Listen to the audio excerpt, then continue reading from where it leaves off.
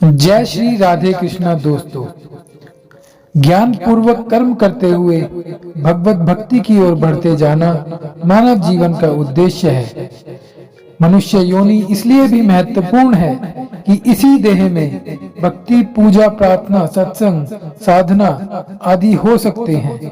किसी अन्य योनि में यह संभव नहीं है। गीता में परमात्मा के किसी रूप विशेष अथवा विधि विशेष से भक्ति, पूजा, अर्चना आदि का विधान नहीं है और न ही किसी संप्रदाय, पंथ, मजहब और विचारधारा के अनुसार पूजन अर्चना का विधान है। गीता में धार्मिक कट्टरता तथा सांप्रदायिक अंधविश्वास की बातें नहीं है। गीता में प्राणी मात्र के कल्याण एवं संभाव का चिंतन है। इसमें सभी विचारधारा वालों के लिए हित की भावना है। गीता में भक्ति योग का सीधा, सरल, व्यवहारिक चिंतन दिया गया है। भक्ति जीवन जीने का एक ढंग है। भक्ति परमात्मा के नजदीक होने की प्रक्रिया है। भक्ति अंदर की चीज है। भक्ति का संबंध मन, बुद्धि, आत्मा तथा परमात्मा से है। भक्ति सीधे, सरल, सहज व स्वाभाविक होने का नाम है। गीता सच्चे भक्त की पहचान बताती है। जो व्यक्ति किसी प्राणी से द्वेष नहीं करता, जो सबका मित्र और प्रिय है, सबके प्रति दया, करुणा व प्रेम का व्यवहार करता है, जो अहंकार और मोह माया से रहित है, जो सुख दुख में समान, संतुष्ट व प्रसन्न रहता है, जो ज्ञानी व्यक्ति हर्ष तथा द्वेष से अलग है, जिसकी सबके प्रति समान दृष्टि है, जो निंदा व स्तुति को समान समझता है और जिसकी बुद्धि स्थिर व सात्विक है, ऐसा व्यक्ति ही सच्चे अर्थ में भक्त और प्रभु का प्यारा होता है। गीता भक्ति को व्यवहारिक तथा दैनिक जीवन का अंग मानती है। भक्ति घर व संसार में रहते हुए करने की चीज है। भक्ति के लिए हृदय साफ, स्वच्छ, निर्मल एवं पवित्र होना चाहिए। गीता में भक्तों के 4 भेद बताए गए हैं। पहला, आर्त, जो किसी दुख, मुसीबत या कठिनाई से परेशान होकर परमात्मा की शरण में जाता है और प्रभु को दुख और कष्ट में स्मरण करता है। दूसरा, अर्थी, जो किसी स्वार्थ व मतलब के कारण परमेश्वर का ध्यान करता है। तीसरा, जिज्ञासु, जो जानने की इच्छा से भगवान के स्वरूप को जानना चाहता है। चौथा, ज्ञानी, जो ज्ञान और कर्म पूर्वक प्रभु की भक्ति करता है और उसे पाना चाहता है। ऐसे भक्त ही सच्चे अर्थ में प्रभु तक पहुंच पाते हैं। प्रभु की भक्ति से पहले उसके स्वरूप को जानो। आज की दुनिया परमात्मा को मानती तो है, मगर सच्चे अर्थ में जानती नहीं है। गीता में परमेश्वर के विराट स्वरूप का वर्णन है। प्रभु के कार्यों को देखने के पश्चात अनंत विराट शक्ति का बोध होता है।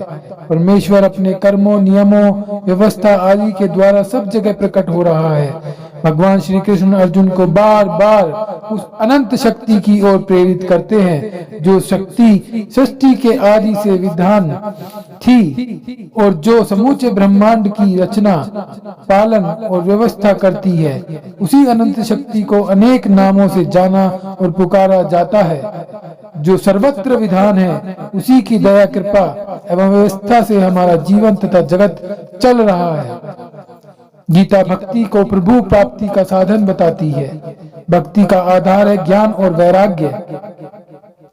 बिना इन दोनों के भक्ति टिक ही नहीं सकती है। हमारा हृदय ही असली प्रभु का मंदिर है। इसी मंदिर में सच्चे प्रभु के दर्शन हो सकते हैं और किसी मनुष्य के बनाए मंदिर में परमात्मा नहीं मिल सकता। हृदय स्वरूपी मंदिर जितना साफ, स्वच्छ, निर्मल, सात्विक व धार्मिक होगा, भक्ति में उतना ही रस और आनंद आएगा। यदि हृदय रूपी मंदिर में काम, क्रोध, लोभ, मोह, ईर्ष्या, द्वेष, घृणा, पाप तथा तामसिक भाव होंगे तो भक्ति फलवती न होगी और भक्ति में मन न लगेगा। तब भक्ति ऊपर का दिखावा, प्रदर्शन एवं ढोंग बन जाएगी। भक्ति सद्गुणों होती है। जब हृदय सत्व, गुण व दैवीय भावों में से निर्मल होता है, तब भक्ति में आनंद की रसधारा फूटती है। आज भक्ति रजोगुण तथा तमोगुण की प्रधानता में हो रही है। हृदय में काम, क्रोध, लोभ, मांस, मदिरा, झूठ, पाप, अधर्म आदि भरे हुए हैं। ऊपर से भक्ति शोर शराबे के साथ कीर्तन, पाठ, धन और तन आदि से खूब हो रही है, परंतु मन, बुद्धि तथा आत्मा में भक्ति कहीं नजर नहीं आती है। पूजा पाठ, सत्संग तथा प्रवचन आदि के इतना होने पर भी व्यक्ति के विचार, सोच, कर्म, व्यवहार तथा स्वभाव में परिवर्तन नहीं नजर आ रहा है। शायद लोगों ने भक्ति को सही ढंग से समझा और जाना ही नहीं है। भक्ति के लिए तो सफाई तथा सच्चाई की जरूरत होती है।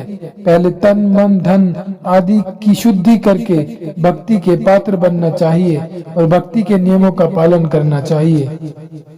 गीता बार बार भक्ति के लिए ज्ञान और वैराग्य पर बल देती है। पहले ज्ञान की आंखें खोलो, जीवन के स्वरूप को समझो और शरीर तथा मन के जो विकार, वासनाएं, कामनाएं आदि हैं उन्हें दूर हटाओ। ज्ञान के द्वारा बुद्धि निर्मल होगी। सात्विक बुद्धि ही आत्मा के स्वरूप को समझेगी। जब आत्मा अपने स्वरूप में अवस्थित होगा और स्वच्छ, पवित्र व धार्मिक होता जाएगा, तब ही वह अनंत परमेश्वर की अनुभूति करने में समर्थ बनता जाएगा। आत्मा ही परमात्मा के मिलन का द्वार है। आत्मा में ही परमात्मा का मिलन होता है। गीता कहती है, परमात्मा अनुभव किया जाता है, उसकी ज्ञान के नेत्रों से हृदय में अनुभूति होती है। सच्चा भक्त यम, नियम, संयम आदि का पालन करता हुआ पवित्र आत्मा में योग साधना के द्वारा प्रभु की निकटता को प्राप्त करता है। भगवान श्री कृष्ण ने भक्ति योग को गीता में खोलकर समझाया है। बिना भक्ति के जीवन नीरस व निरर्थक बन जाता है। भक्ति से आत्मा को भोजन मिलता है। भक्ति से अपार शक्ति है। भक्ति का आनंद ही आत्मा का असली भोजन है। भक्ति भावना जीवन में संतुलन देती है और भौतिकता, अशांति, तनाव, चिंता आदि पर ब्रेक लगाती है। तब व्यक्ति अंदर बाहर के विकारों व दोषों से छूट जाता है। जीवन सुगंधित हो उठता है। निराशा, दुख व अभाव भाग जाते हैं और जीवन में ऊर्जा, उत्साह, उमंग, प्रसन्नता आदि का संचार हो उठता है। गीता भक्ति योग के द्वारा मानव जीवन को श्रेष्ठ एवं पवित्र बनाने का संदेश देती है। मैं आशा करता हूं आपको वीडियो अच्छी लगी होगी। इसे अधिक से अधिक शेयर व लाइक करें, चैनल को सब्सक्राइब करें। जय श्री राधे कृष्णा दोस्तों।